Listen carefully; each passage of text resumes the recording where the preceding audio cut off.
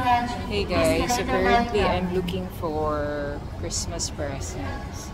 Kasi meron kami Christmas party that I need to attend with. So, kailangan ko mag-check ngayon. So, andito ako ngayon sa mall. Ang daming pwedeng regalo dito guys. So, this one, so parang siyang vanity thing na pwede mo gawin siyang organizer. This one also, ang dami actually. Worth of 500 kasi yung ano namin. Worth of 500 kasi yung gift namin. Ano to? Para siyang pot holder. 149. Pancake. Tapos kung meron kayong praying. Pero ang layo pa kasi ng dadalhan ko. Uy, parang ito maganda. Love cannot be expressed with the word and the explanation. So, hanap-hanap tayo ng mga ano guys. Kung mayroon namang bahay na malaki yung yung regaluhan mo, this one is best.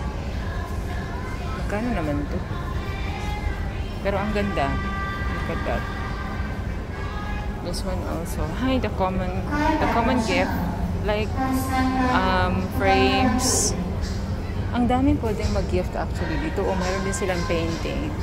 This area is like wall frame. Ito yung kabuuan.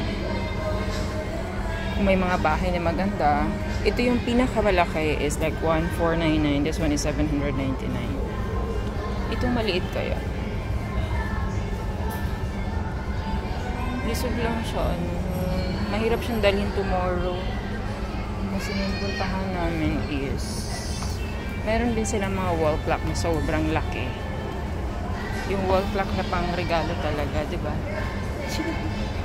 Wall clock, hoy! Different types of wall clock. Sana lahat ng gagamit ng orasan is i-value yung time nila tsaka ng ibang tao. Ay, ganun. May hugot. Meron ding mga wall clock na nakaganito, which is very, advisable for gift kasi meron na siyang tapos 349. Ayoko naman magregalo ng wall clock. Ito. Ang ganda rin ito. Maghahanap tayo. This one, cute ito. Family picture. Perfect siya for family photo. Ang ganda. Maghanap pa ako kasi I was thinking kasi na ang iregalo ko is yung this area is also mirror area. Ang ganda. This one, pero naka-cover lang siya. Pero ang galing. Uy, wow. Ang ganda nito. This is 769.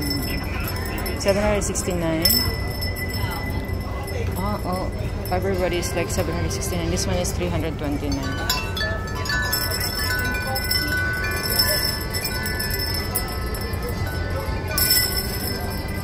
They also have this wall decorations.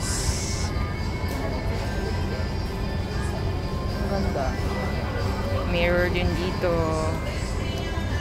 Actually, ang daming pwede mong iregalo. Isip-isip lang ako ng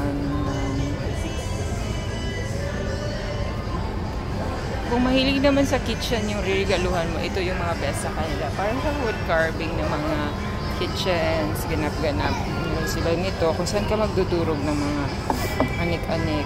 Meron silang dito mga spatula na ganyan. This is 129.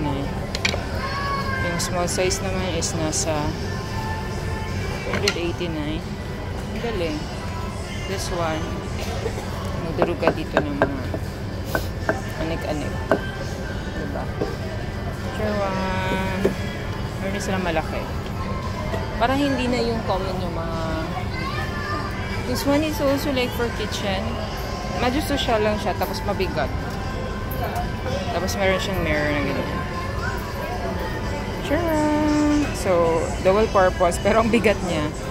I think para talaga siya sa mga classy vibe na display. Mirror din to. Meron din sila pa plate na pa mirror. ganito, it's also mirror. Basta ang dami. All you have to do is choose the best. Kung ano yung feeling nyo is best for yung galuhan. So, ito naman yung kabuuan. Actually, ang dami. Oh, ito. Talaga yun. Kakatakot pag meron kang ganyan sa bahay. The Last Supper. Ang ganda, Lord! Pag may bonggang-bonggang bahay na talaga. Let's go.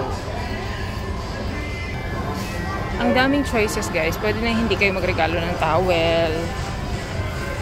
Diba? Basta, best ano na lang. Ito din, meron din dito. Ito actually, first ko nakita. Para siyang cover ng electric fan. Pero pwede siya sa mga fruits, gano'n. This one is like $349. Medyo mahal siya kasi ano siya, gold.